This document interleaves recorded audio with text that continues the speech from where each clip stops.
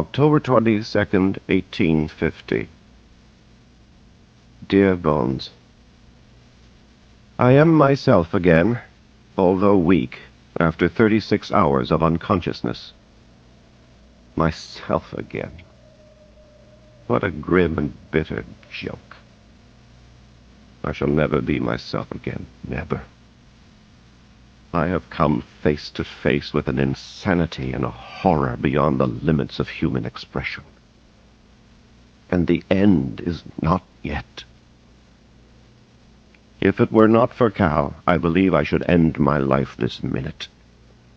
He is the one island of sanity in all this madness. You shall know it all. We had equipped ourselves with candles for our cellar exploration, and they threw a strong glow that was quite adequate. Hellishly adequate. Calvin tried to dissuade me, citing my recent illness, saying that the most we should probably find would be some healthy rats to mark for poisoning. I remained determined, however. Calvin fetched a sigh and answered, "Have it as you must, then, Mr. Boone."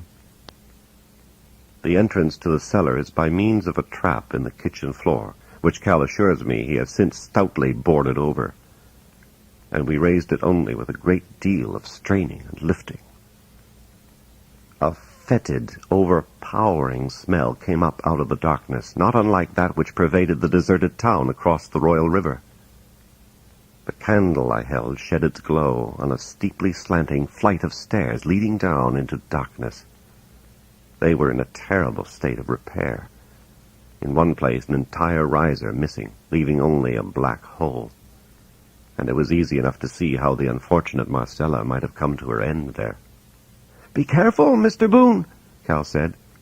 I told him I had no intention of being anything but, and we made our descent. The floor was earthen, the walls of stout granite, and hardly wet. The place did not look like a rat haven at all, for there were none of the things rats like to make their nests in, such as old boxes, discarded furniture, piles of paper, and the like. We lifted our candles, gaining a small circle of light, but still able to see little. The floor had a gradual slope which seemed to run beneath the main living room and the dining room, i.e., to the west. It was in this direction we walked. All was in utter silence.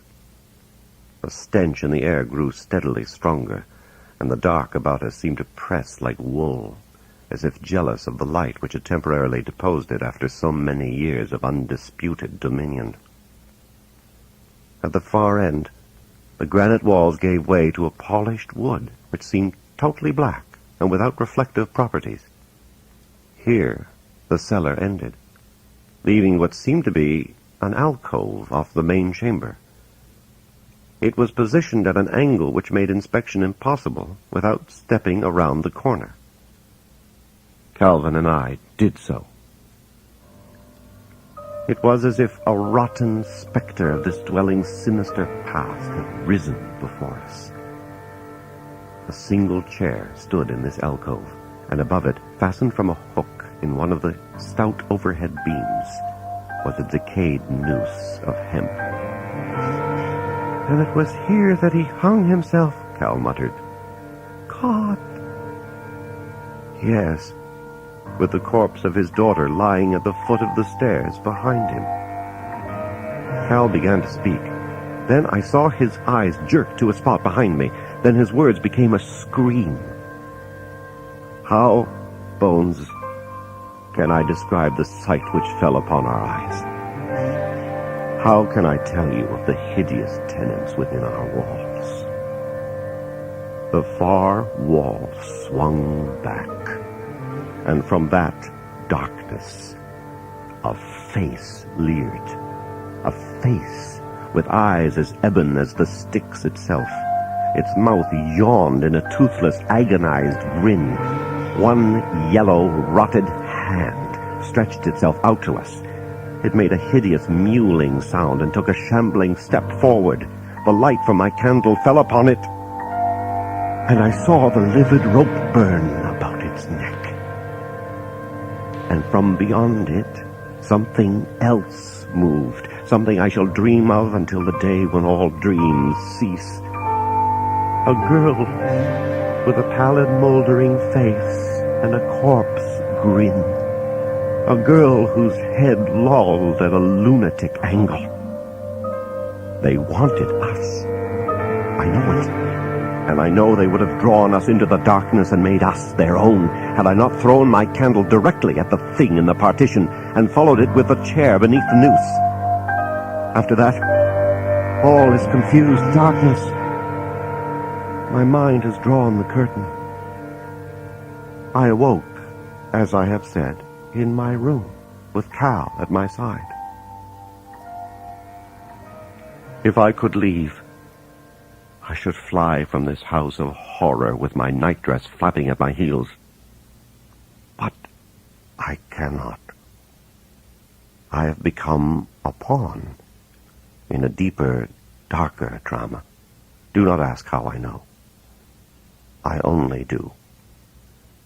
Mrs. Cloris was right when she spoke of blood calling to blood, and how horribly right when she spoke of those who watch and those who guard.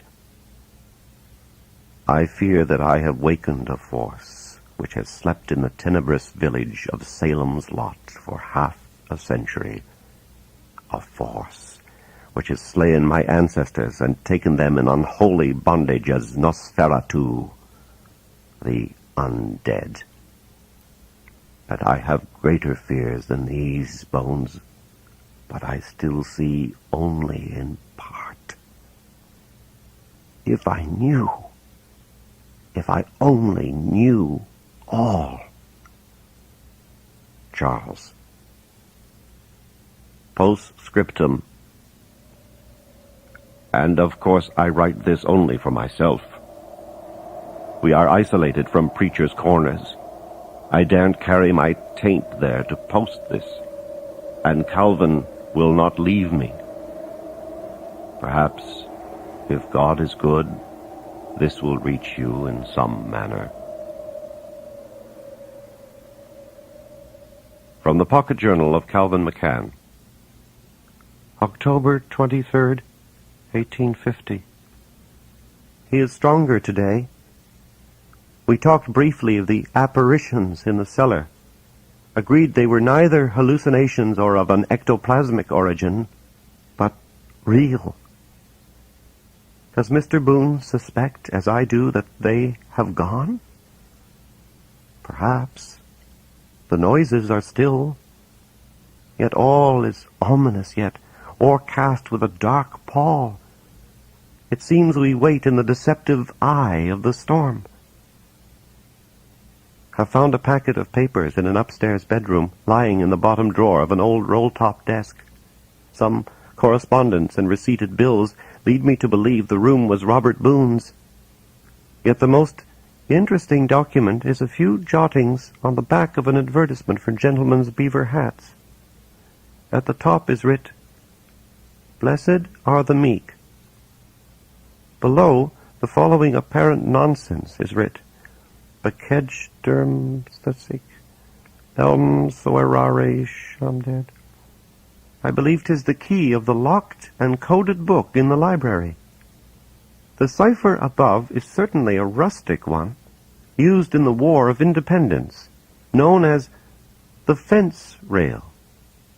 When one removes the nulls from the second bit of scribble, the following is obtained. First line, Bezdertik. Second line, Leze Aheme. Read up and down rather than across, the result is the original quotation from the Beatitudes. Blessed are the meek. Before I dare show this to Mr. Boone, I must be sure of the book's contents.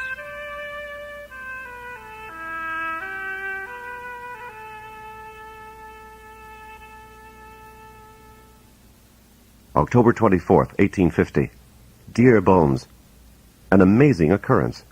Cal, always closed-mouthed until absolutely sure of himself, a rare and admirable human trait, has found the diary of my grandfather Robert. The document was in a code which Cal himself has broken. He modestly declares that the discovery was an accident, but I suspect that perseverance and hard work had rather more to do with it. At any rate, what a somber light it sheds on our mysteries here. The first entry is dated June 1st, 1789. The last, October 27, 1789, 4 days before the cataclysmic disappearance of which Mrs. Cloris spoke. It tells a tale of deepening obsession, nay, of madness, and makes hideously clear the relationship between great-uncle Philip, the town of Jerusalem's lot, and the book which rests in that desecrated church. The town itself, according to Robert Boone, predates Chapelwaite, built in 1782, and Preacher's Corners, known in those days as Preacher's Rest, and founded in 1741.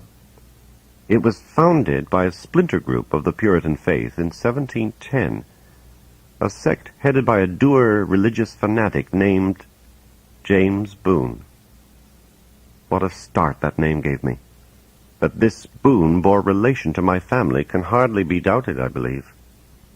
Mrs. Cloris could not have been more right in her superstitious belief that familial bloodlines is of crucial importance in this matter. And I recall with terror her answer to my question about Philip and his relationship to Salem's lot.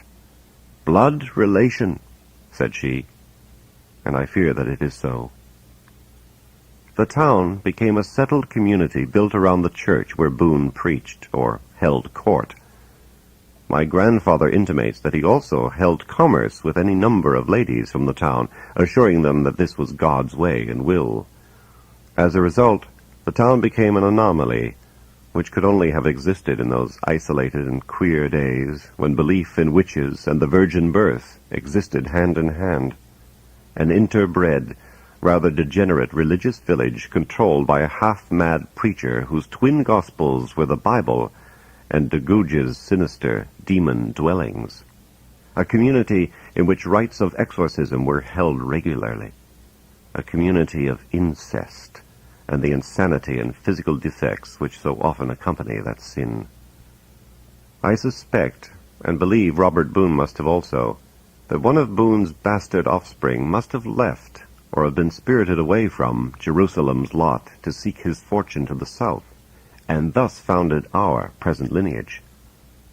I do know by my own family reckoning that our clan supposedly originated in that part of Massachusetts which has so lately become this sovereign state of Maine.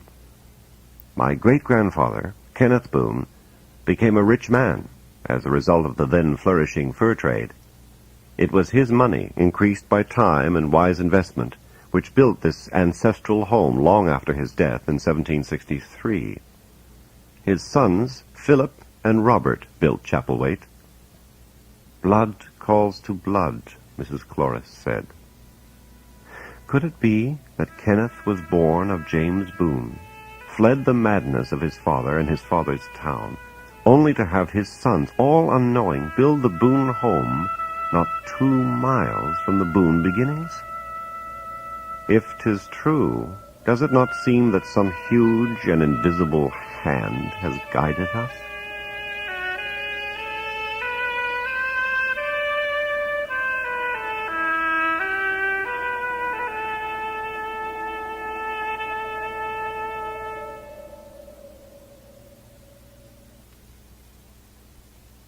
According to Robert's diary, James Boone was ancient in 1789, and he must have been.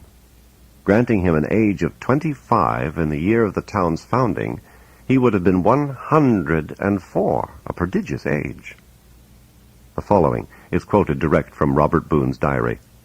August 4th, 1789. Today, for the first time, I met this man with whom my brother has been so unhealthily taken. I must admit this Boone controls a strange magnetism which upset me greatly. He is a veritable ancient, white-bearded, and dresses in a black cassock which struck me as somehow obscene. More disturbing yet was the fact that he was surrounded by women, as a sultan would be surrounded by his harem. And P assures me he is active yet, although at least an octogenarian. The village itself I had visited only once before, and will not visit again. Its streets are silent and filled with the fear the old man inspires from his pulpit. I fear also that like has mated with like, as so many of the faces are similar. It seems that each way I turn I beheld the old man's visage. All are so wan. They seem lackluster, as if sucked dry of all vitality. I beheld eyeless and noseless children, women who wept and gibbered and pointed at the sky for no reason, and garbled talk from the scriptures with talk of demons. P. wished me to stay for services, but the thought of that sinister ancient in the pulpit before an audience of this town's interbred populace repulsed me, and I made an excuse. The entries preceding and following this tell of Philip's growing fascination with James Boone. On September 1st, 1789, Philip was baptized into Boone's church. His brother says, "I am aghast with amaze and horror. My brother has changed before my very eyes. He even seems to grow to resemble the wretched man." First mention of the book occurs on July 23rd. Robert's diary records it only briefly. P. returned from the smaller village tonight with, I thought, a rather wild visage. Would not speak until bedtime, when he said that Boone had inquired after a book titled Mysteries of the Worm. To please P., I promised to write Johnson Goodfellow a letter of inquiry. P. almost fawningly grateful. On August 12th, this notation. Received 2 letters in the post today, one from Johnson Goodfellow in Boston. They have note of the tome in which P. has expressed an interest. Only 5 copies extant in this country. The letter is rather cool.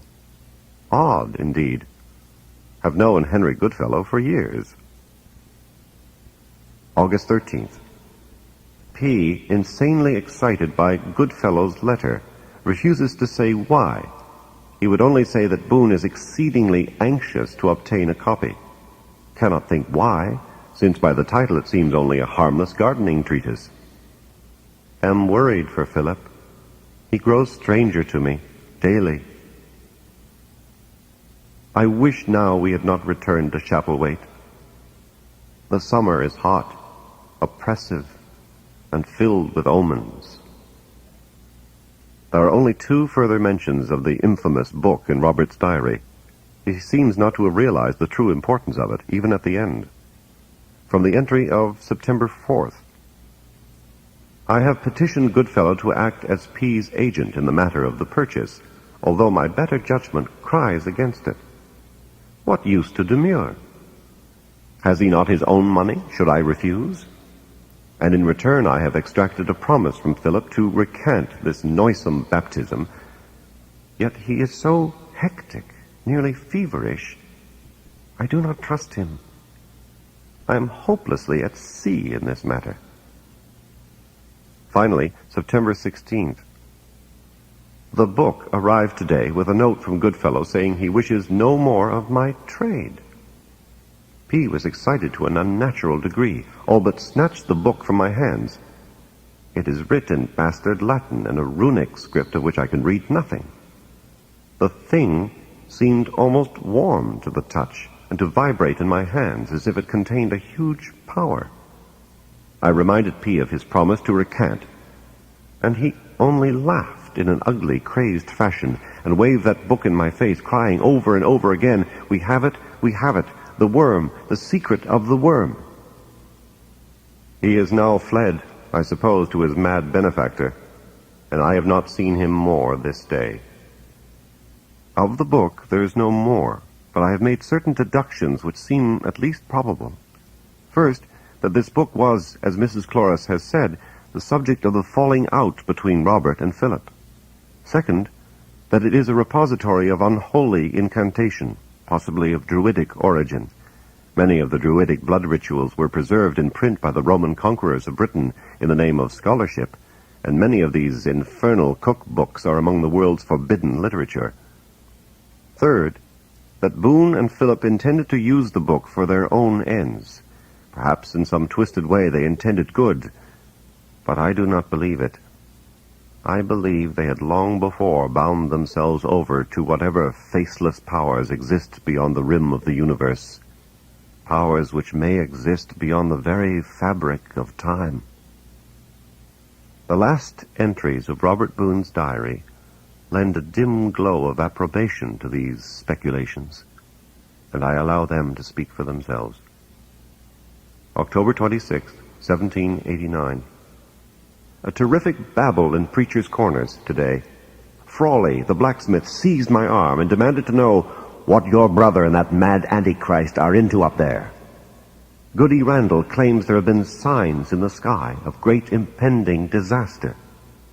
A cow has been born with 2 heads. As for myself, I know not what impends. Perhaps 'tis my brother's insanity. His hair has gone gray almost overnight. His eyes are great bloodshot circles from which the pleasing light of sanity seems to have departed. He grins and whispers, and for some reason of his own has begun to haunt our cellar when not in Jerusalem's lot. The whippoorwills congregate about the house and upon the grass. Their combined calling from the mist blends with the sea into an unearthly shriek that precludes all thoughts of sleep. October 27, 1789. Followed P. this evening when he departed for Jerusalem's lot, keeping a safe distance to avoid discovery.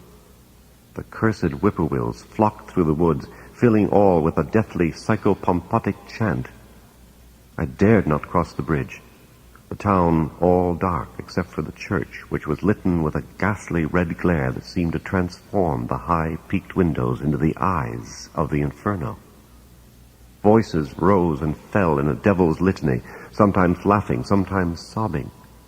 The very ground seemed to swell and groan beneath me, as if it bore an awful weight, and I fled, amazed and full of terror, the hellish screaming cries of the whippoorwills dinning in my ears as I ran through those shadow-riven woods. All tends to the climax, yet unforeseen. I dare not sleep for the dreams that come, yet not remain awake for what lunatic terrors may come. The night is full of awful sounds, and I fear. And yet I feel the urge to go again, to watch, to see. It seems that Philip himself calls me, and the old man. The birds. Cursed, cursed, cursed. Here the diary of Robert Boone ends. Yet you must notice, Bones, near the conclusion, that he claims Philip himself seemed to call him. My final conclusion is formed by these lines, by the talk of Mrs. Cloris and the others, but most of all, by those terrifying figures in the cellar, dead, yet alive. Our line is yet an unfortunate one, Bones. There is a curse over us which refuses to be buried. It lives a hideous shadow life in this house and that town, and the culmination of the cycle is drawing close again. I am the last of the Boone blood. I fear that something knows this, and that I am at the nexus of an evil endeavor beyond all sane understanding. The anniversary is All Saints' Eve, 1 week from today. How shall I proceed? If only you were here to counsel me, to help me. If only you were here. I must know all. I must return to the shunned town. May God support me. Charles.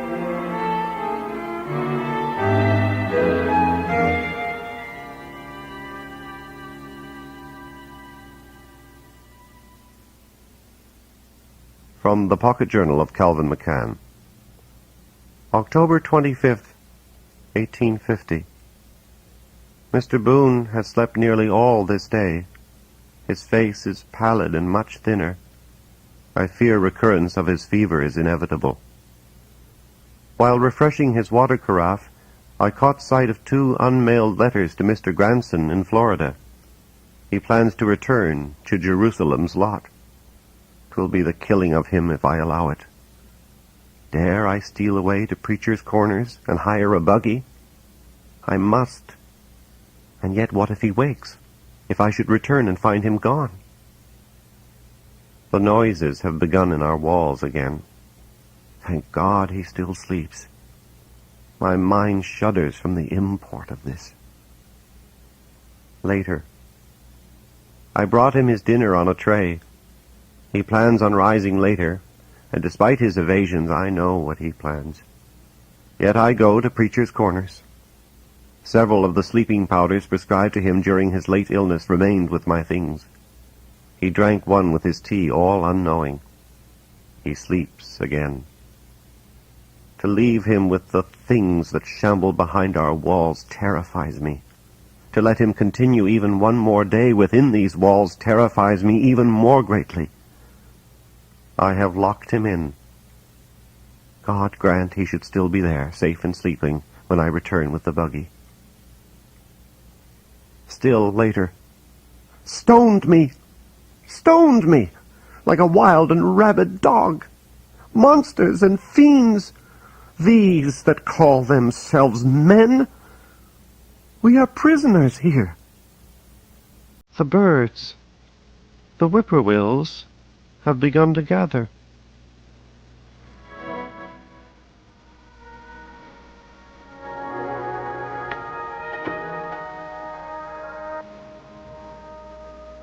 October 26, 1850. Dear Bones, it is nearly dusk, and I have just wakened, having slept nearly the last 24 hours away.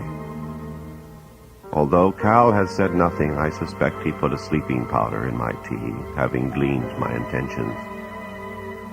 He is a good and faithful friend, intending only the best, and I shall say nothing. Yet my mind is set. Tomorrow is the day. I am calm, resolved, but also seem to feel the subtle onset of the fever again. If it is so, it must be tomorrow. Perhaps tonight would be better still. Yet not even the fires of hell itself could induce me to set foot in that village by shadowlight. Should I write no more, may God bless and keep you. Charles.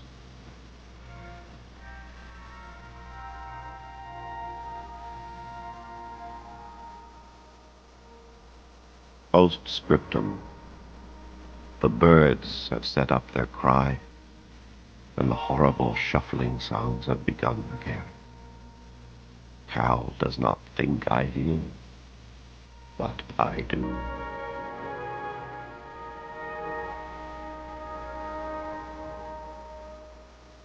From the Pocket Journal of Calvin McCann. October 27, 1850, 5 a.m. He is impersuadable. Very well. I go with him.